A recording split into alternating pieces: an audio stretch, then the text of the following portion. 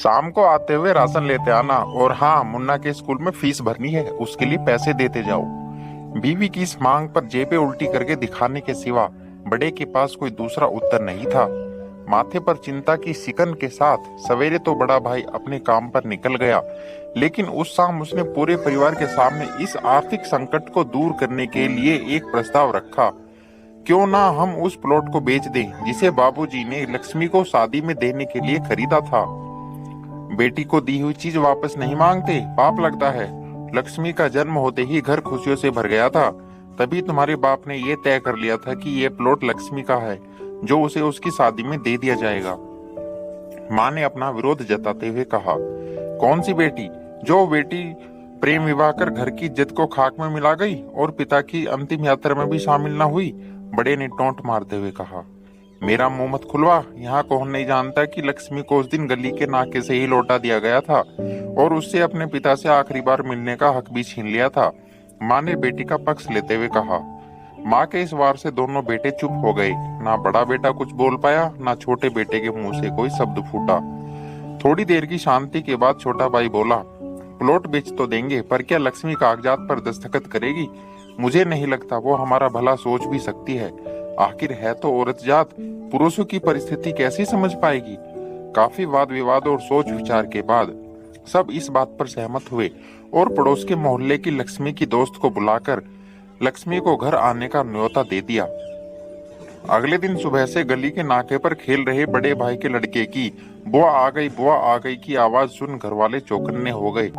दोनों भाई मन में द्वेष और नफरत के साथ उसको घर कैसे लाएं, इसी दुविधा में थे।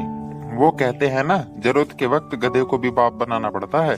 उसी कहावत के हिसाब से दोनों भाई बहन से बात करने के लिए तैयार हुए। दरवाजे पर जब बेटी और दामाद ने पूरे 7 साल बाद कदम रखा तो माँ की आंखें भर आई और दोनों को बड़े प्यार से घर के अंदर लेकर आई। बेटी और दामाद भी माँ का स्नेह देखकर भाव विभोर हो गए। शाम को साथ में बैठे बेटी दोनों बेटों और दामाद के आगे हिचकिचाते हुए माँ ने ही प्लॉट का मुद्दा उठाया। लक्ष्मी को थोड़ा अंदेशा था कि कोई बड़ी बात होगी। लक्ष्मी उसी दिन से ये सोच रही थी कि ऐसी क्या बात हो सकती है कि जो खड़ूस भाई उसे बाप का मुंह भी नहीं खाने के खिलाफ थे, वो अचानक इतने कैसे पिघल गए। लेकिन अब उसको सारी बात समझ में आ गई। लक्ष्मी ने तिरछी नजर से पति की तरफ देखा तो वो बोल पड़ा, देखिए माँ जी, शादी से पहले जो कुछ आपका था वो आपका ही रहेगा। ना उस पर मेरा या लक्ष्मी का कोई हक था, ना है और ना ही भविष्य में हम मांगेंगे। इसलिए आप निश्चित होकर उस प्लॉट के साथ जो करना है कीजिए। आप जहां कहेंगे हम वहां साइन कर देंगे। सुबह से अपने जीजा से नजरें चुरा रहे दोनों भाइयों ने अब अपने जीजा को अच्छे से देखा। सुबह प्लॉट के कागजात पर बहन के दस्तखत लेकर काम खत्म किया जाए, यह तय हुआ। सब इस मीटिंग को खत्म कर उठ ही रहे थे कि टीवी पर अनाउंसमेंट हुआ कि आने वाले 21 दिनों तक देश में लॉकडाउन लगाया जा रहा है। लक्ष्मी के पति ने फोन पर बात करने के बाद कहा, अब हम क्या करेंगे लक्ष्मी? कल की बस भी रद्द हो गई है और 21 दिनों तक कोई बस नहीं है, हम तो फंस गए।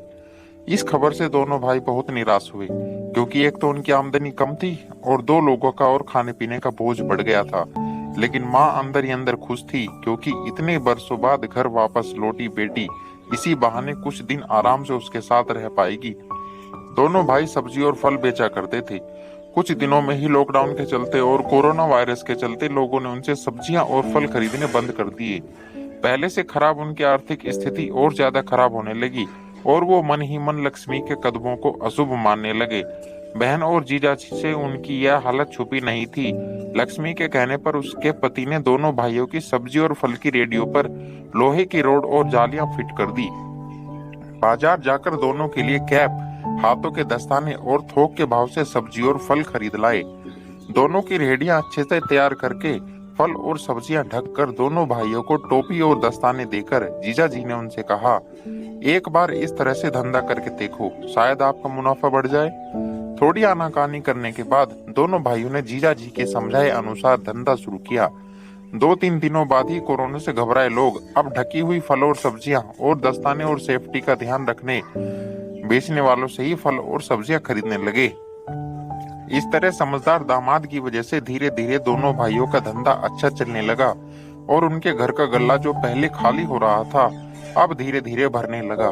माँ जैसे अपने मरे हुए पति से मन ही मन संवाद सुधारने लगी। देखो जी, आपकी लक्ष्मी सच में लक्ष्मी है। उसके पांव घर में पड़ते ही घर खुशियों से भर रहा है। दोनों भाइयों की आंखों में पहले जो गुस्सा था, उसकी जगह अब शर्म ने ले ली थी। वो मन ही मन सोचते थे, क्या गलत किया था बहन ने जो हमने उसके साथ इतना बुरा सलूक किया। शादी ही तो की थी, और शादी करने से पहले हमें बताया भी तो था। हम ही थे जो उसे स्वीकार नहीं कर पाए। दोनों भाइयों के मन से द्वेष और नफरत धीरे धीरे खत्म हो गई। 21 दिन बाद जब दीदी और जीजाजी प्लॉट के कागज पर साइन करके जाने लगे, तब दोनों भाइयों ने उन्हें रोक लिया और उनसे माफी मांगते हुए वो पेपर्स उन्हें देते हुए बोले, शादी के वक्त हमने आपको कोई तोहफा तो दूर की बात है, आपका हक भी नहीं दिया, लेकिन अब इस प्लॉट को स्वीकार कर हमें प्रायश्चित करने का एक मौका दीजिए। सभी के आंखों में खुशी के आंसू आ गए और माँ ऊपर देखकर बोली, देखा, आपकी लाडली ने आज फिर हमारा घर खुशियों से भर दिया।